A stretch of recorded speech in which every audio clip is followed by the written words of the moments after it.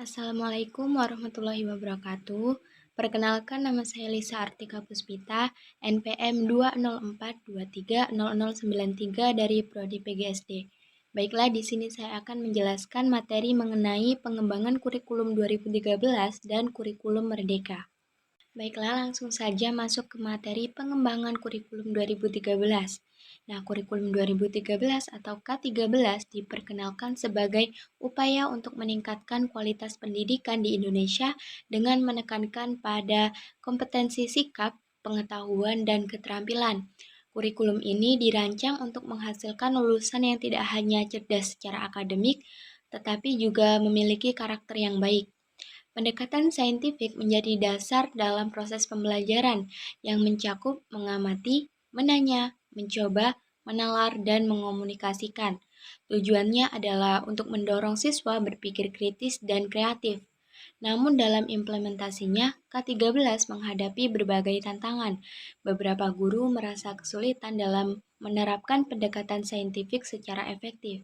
Selain itu, beban administrasi yang tinggi dan keterbatasan sumber daya di beberapa sekolah menjadi hambatan dalam pelaksanaan kurikulum ini. Meskipun demikian, K13 berhasil menekankan pentingnya pendidikan karakter dan integrasi antara pengetahuan dan keterampilan. Nah, kurikulum 2013 ini memiliki karakteristik utama, di antaranya yaitu yang pertama pendekatan saintifik, yaitu pembelajaran berbasis pada metode ilmiah, seperti mengamati, menanya, mencoba, menalar, dan mengomunikasikan. Yang kedua, penilaian autentik, yaitu evaluasi siswa tidak hanya didasarkan pada ujian tertulis, tetapi juga melalui observasi, proyek, dan portofolio. Yang ketiga, penguatan pendidikan karakter atau PPK, yaitu nilai-nilai karakter seperti religius, nasionalisme, gotong royong, kemandirian, dan integritas menjadi bagian penting dalam pembelajaran. Yang keempat, yaitu integrasi teknologi.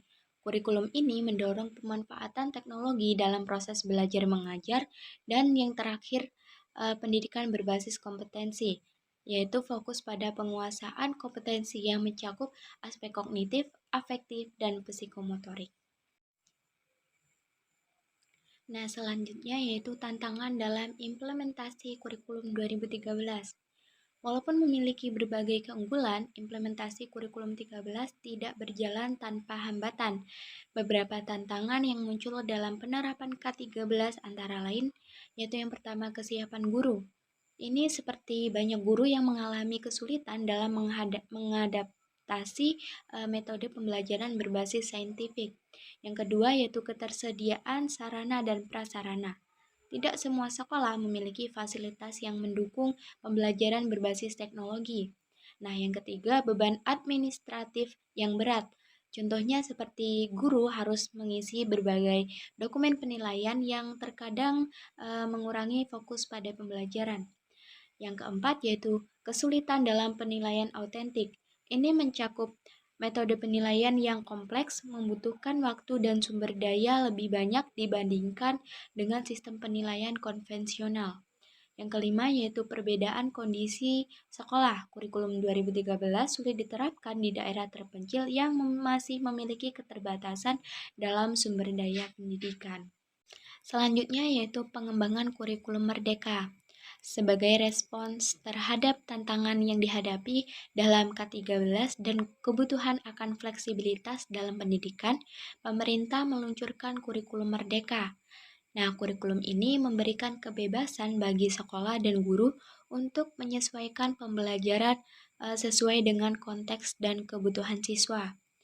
Fokus utama kurikulum merdeka adalah pengembangan profil pelajar Pancasila yang mencakup nilai-nilai seperti beriman dan bertakwa kepada Tuhan Yang Maha Esa, berkebinekaan global, gotong royong, mandiri, bernalar kritis, dan kreatif.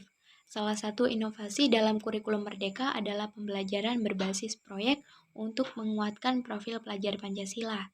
Pendekatan ini memungkinkan siswa untuk mengeksplorasi isu-isu nyata dan mengembangkan solusi kreatif sehingga meningkatkan keterlibatan dan motivasi belajar. Selain itu, Kurikulum ini menekankan pada materi esensial, memberikan waktu yang cukup bagi siswa untuk mendalami kompetensi dasar seperti literasi dan numerasi. Nah, kurikulum merdeka memiliki ciri-ciri khusus, yaitu yang pertama lebih fleksibel.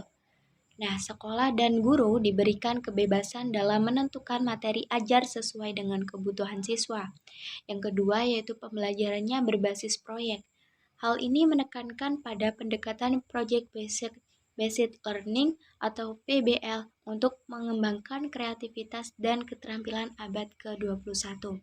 Yang ketiga yaitu struktur kurikulum yang lebih sederhana, yaitu seperti mata pelajaran yang dikemas lebih ringkas dan mendalam tanpa terlalu banyak beban administratif.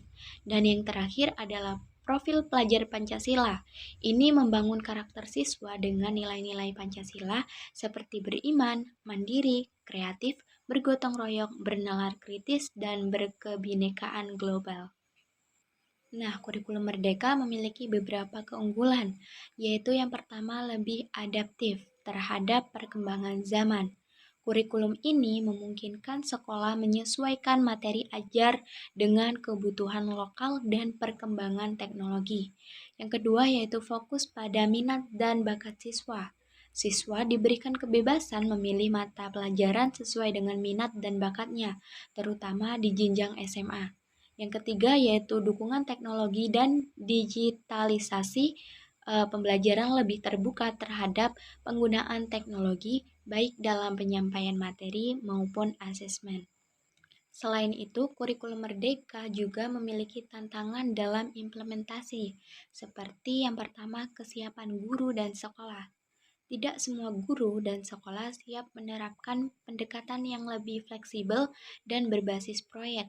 Yang kedua yaitu ketimpangan infrastruktur sekolah. Sekolah di daerah terpencil masih menghadapi kendala dalam akses teknologi dan sumber daya pembelajaran. Yang ketiga yaitu perubahan paradigma belajar. Siswa dan orang tua perlu menyesuaikan diri dengan model pembelajaran yang lebih mandiri dan tidak sekedar menghafal. Selanjutnya yaitu perbandingan atau perbedaan kurikulum 2013 dan kurikulum merdeka. Meskipun kedua kurikulum ini memiliki tujuan yang sama untuk meningkatkan kualitas pendidikan, terdapat perbedaan signifikan dalam pendekatan dan implementasinya. Jika dilihat dari struktur kurikulumnya, K13 memiliki struktur yang lebih kaku dengan standar kompetensi dan kompetensi dasar yang harus dicapai oleh siswa. Sebaliknya, kurikulum merdeka memberikan fleksibilitas bagi guru untuk menyesuaikan materi dan metode pembelajaran sesuai dengan kebutuhan siswa dan konteks lokal. Nah, selanjutnya terdapat perbedaan dalam pendekatan pembelajarannya. K13 menekankan pendekatan saintifik dalam proses pembelajaran, sementara kurikulum merdeka lebih berfokus pada pembelajaran berbasis proyek dan pengembangan profil pelajar Pancasila. Dan yang terakhir yaitu perbedaan dalam sistem penilaiannya. Pada K13, penilaian cenderung terstruktur dengan penekanan pada aspek kognitif, afektif, dan psikomotorik. Di sisi lain, kurikulum merdeka menekankan penilaian otentik yang lebih fleksibel dan kontekstual, memungkinkan guru untuk menilai kompetensi siswa secara holistik. Nah, dari penjelasan tadi dapat ditarik kesimpulan bahwa pengembangan kurikulum 2013 dan kurikulum merdeka menunjukkan upaya pemerintah dalam meningkatkan kualitas pendidikan di Indonesia. Meskipun masing-masing kurikulum ini memiliki kelebihan dan tantangan, esensi dari keduanya adalah untuk mempersiapkan generasi muda yang kompeten dan berkarakter. Implementasi kurikulum yang efektif memerlukan dukungan dari semua pihak, termasuk pemerintah, sekolah, guru, dan masyarakat, untuk mencapai tujuan pendidikan yang diharapkan. Baiklah, mungkin itu saja materi yang dapat saya sampaikan. Kurang lebihnya saya mohon maaf dan kepada Allah saya mohon ampun. Saya akhiri, wassalamualaikum warahmatullahi wabarakatuh.